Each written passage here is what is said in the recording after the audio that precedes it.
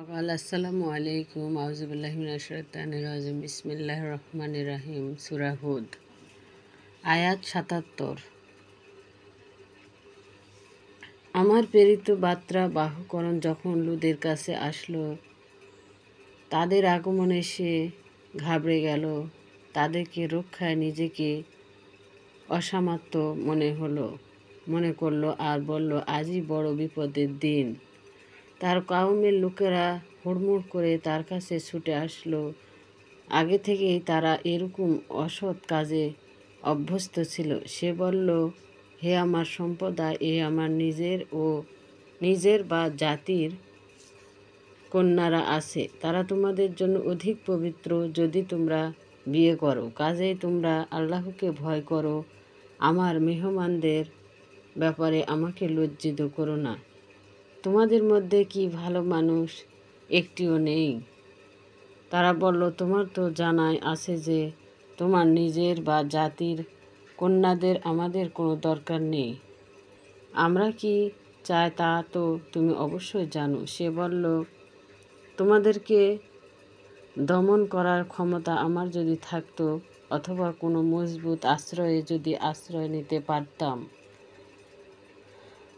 আগন্তুকেরা বলল, হে লূত, আমরা তোমার প্রতিপালক প্রেরিত বার্তা বাহক, তারা তোমার কাছে কখনো পৌঁছতে পারবে না। কাজে কিছুটা রাত বাকি থাকবে, তুমি তোমার পরিবার পরিজন নিয়ে বেরিয়ে পড়ো। তোমাদের কেউ যেন পিছনের দিকে না তাকায়, কিন্তু তোমার স্ত্রী তোমাদের সঙ্গী হতে পারবে না। তারপরও তাই ঘটবে অন্যদের সাথে যা ঘটবে।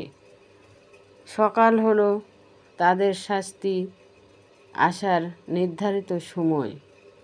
সকাল কি নিকটবর্তী নয়? তারপর আমার নির্দেশ যখন এসে গেল, তখন আমি সেই জনপদের উপর নিচ করে উল্টে দিলাম আর তাদের উপর স্তরে স্তরে পাকানো মাটির স্তম্ভ বর্ষণ করলাম। যে প্রস্তুত খণ্ডের প্রতিটি তোমার প্রতিপালকের নিকট চিহ্নিত ছিল, জালিমদের জন্য এই শাস্তি বেশি দূরের ব্যাপার নয়। আর মারিয়ামবাসীদের কাছে আমি তাদের ভাই ও শুআয়ব পাঠিয়েছিলাম।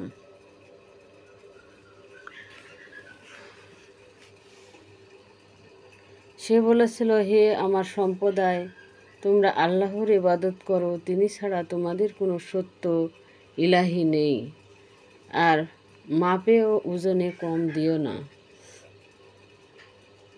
আমি তোমাদেরকে ভালো অবস্থাতেই দেখছি, কিন্তু আমি তোমাদের জন্য শাস্তির আশঙ্কা করছি সে দিনে, যেদিন তোমাদেরকে চতুর্দিক থেকে ঘিরে ধরবে। হে আমার সম্প্রদায়, পাপ ও ওজন ইনসাফের সঙ্গে পূর্ণ করো। লোকদেরকে তাদের প্রাপ্য কর্ম দিও না, আর জমিনের ফাসাদ সৃষ্টি করে বেরিও না। আল্লাহর অনুমোদিত উদ্ভূত অর্থাৎ লাভ তোমাদের জন্য উত্তম যদি তোমরা মুমিন হও। আমি তোমাদের পর্যবেক্ষণই নয়। তারা বলল, হে শুআয়ব, তোমার ইবাদত কি তোমাকে এই হুকুম দেয় যে আমাদের পিতৃপুরুষ যার ইবাদত করত আমরা তা পরিত্যাগ করি, বা আমাদের ধন সম্পদের ব্যাপারে আমাদের ইচ্ছে মাফিক ব্যয় করো, বর্জন করি? তুমি তো দেখছো বড়ই ধৈর্যশীল ভালো মানুষ। সে বলল, হে আমার জাতির লোকেরা, তোমরা কি ভেবে দেখেছো যদি আমি আমাদের প্রতিপালকের স্পষ্ট প্রমাণের উপর প্রতিষ্ঠিত হয়ে থাকি, আর তিনি আমাকে তার পক্ষ থেকে উত্তম রিজিক দিয়ে থাকেন, তাহলে আমি কিভাবে তোমাদের অন্যায় কাজের সঙ্গী হতে পারি? আমি তোমাদেরকে যে কাজ করতে নিষেধ করি সেটা তোমাদের প্রতি বিরোধ আচরণ করার ইচ্ছায় নয়। আমি তো সাধ্যমতো সংশোধন করতে চাই। আমার কাজের সাফল্য তো আল্লাহর পক্ষ হতে, আমি তার উপরই নির্ভর করি, আর তার দিকেই মুখ করি।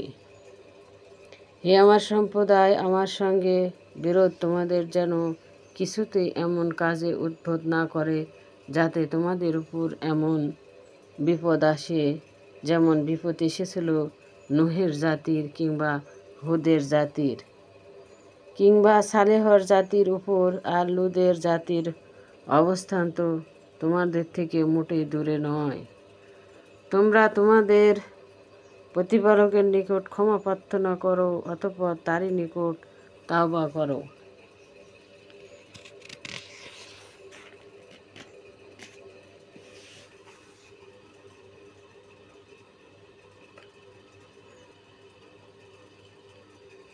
আমার প্রতিপালক তো পরম দয়ালু, বড়ই ভালোবাসা পোষণকারী। তারা বলল, হে শুআয়ব, তুমি যা বলো তার অনেক কথাই আমরা বুঝি না। আমরা আমাদের মধ্যে তোমাদের অবশ্যই দুর্বল দেখছি। তোমাদের গোত্র না থাকলে আমরা তোমাকে অবশ্যই পাথর নিক্ষেপ করে মেরে ফেলতাম। আমাদের উপর তোমাদের কোনো ক্ষমতাই নেই। সে বলল, হে আমার সম্প্রদায়, আমার স্বজনেরা কি তোমাদের কাছে আল্লাহর চেয়ে প্রবল? তোমরা তো তাকে সম্পূর্ণত পিছনে ফেলে রেখেছ। তোমরা যা করছো আমার প্রতিপালককে তা সব কিছুই অবগত। হে আমার সম্প্রদায়, তোমরা নিজ নিজ অবস্থান থেকে কাজ করতে থাকো, আমিও আমার কাজ করতে থাকি। তোমরা অচিরেই জানতে পারবে কার উপর আসবে লাঞ্ছনাদায়ক শাস্তি আর কে মিথ্যাবাদী। কাজেই তোমরা অপেক্ষায় থাকো, আমি তোমাদের সাথে অপেক্ষায় থাকলাম। আমার হুকুম যখন আসলো তখন আমি আমার দমাই ও শুআইব আমার দোয়াই ও শুআইব আর তার সঙ্গে যারা ঈমান এনেছিল তাদেরকে বাঁচিয়ে দিলাম।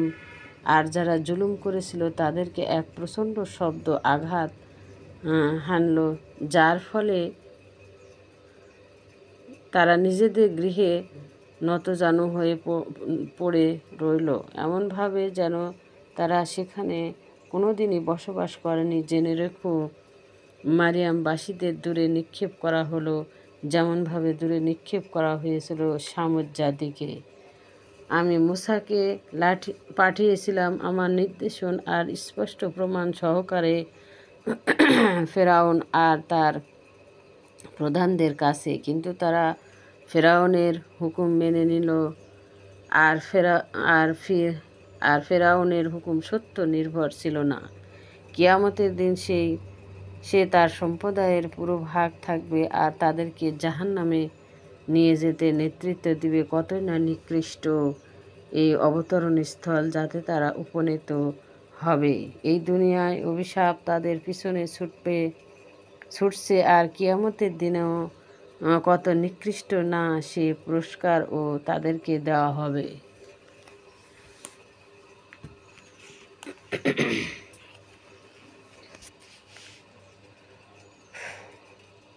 এ হলো জনপদসমূহের কিছু খবরাদি যা আমি তোমাদের নিকট বর্ণনা করেছিলাম। তাদের কর্তৃক এখনও দাঁড়িয়ে আছে আর কতগুলো কর্তৃক ফসলের দশাপ্রাপ্ত হয়েছে। আমি তাদের উপর জুলুম করিনি, বরং তারাই নিজেদের উপর জুলুম করেছিল। কিন্তু তোমার প্রতিপালকের হুকুম যখন এসে গেল তখন আল্লাহকে বাদ দিয়ে তারা যেসব ইলাহকে ডাকত ওইগুলো তাদের কোনো কাজে আসলো না। তারা ধ্বংস ছাড়া কিছুই বৃদ্ধি করতে পারল না। তোমাদের প্রতিপালক পাকড়াও এরকম হয়ে থাকে। যখন তুমি পাকড়াও করেন কোনো জনপদে, যখন তারা জুলুমে লিপ্ত থাকে, অবশ্যই তার পাকড়াও ভয়াবহ, বড়ই কঠিন। এতে অবশ্যই নির্দেশন আছে তার জন্য যে আখিরাতের শাস্তিকে ভয় করে। এটা এমন দিন যে দিনের জন্য সব মানুষকে একত্রিত করা হবে। এটা হাজির হওয়ার দিন। আমি একটা নির্দিষ্ট সময়ের জন্য তাকে বিলম্বিত করি, মাত্র সেই দিন যখন আসবে তখন তার অনুমোদিত ছাড়া কেউই মুখ খুলতে পারবে না।